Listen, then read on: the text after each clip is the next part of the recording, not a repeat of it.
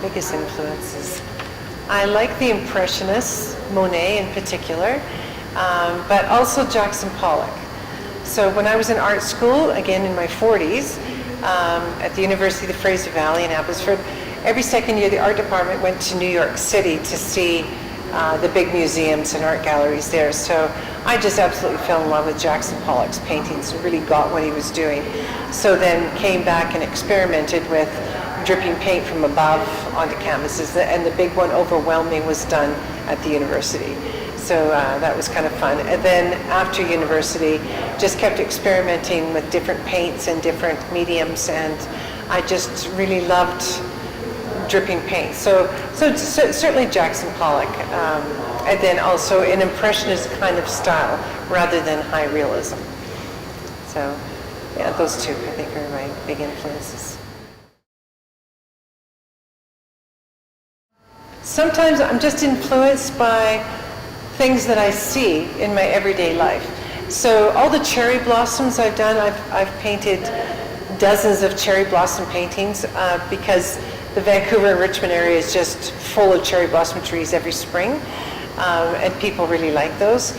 But even things that I like to notice is when you're driving down a highway and there's scruffy grasses in the ditches in the side of the road, there's real beauty in a lot of those grasses.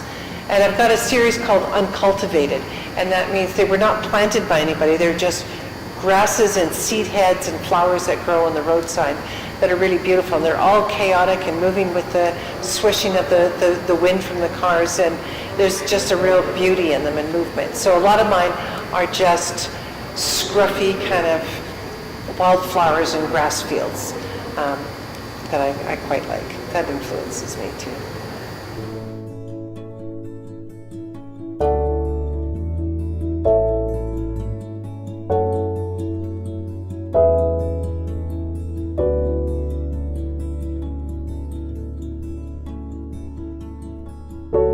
I was raised in Richmond for the first 4 years of my life, and then lived in Langley and raised my own children there, and didn't go to university until I was 40, and I got my kind of arts in visual arts and English.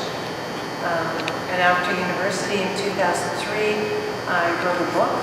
So then I started painting and experimenting with what I call free flow painting. So instead of using a brush, I use a stick and dip it in paint. Pick up on the idea you have to have control with everything in your life, because life throws things at you that you have no control over. You kind of have to just be okay with that.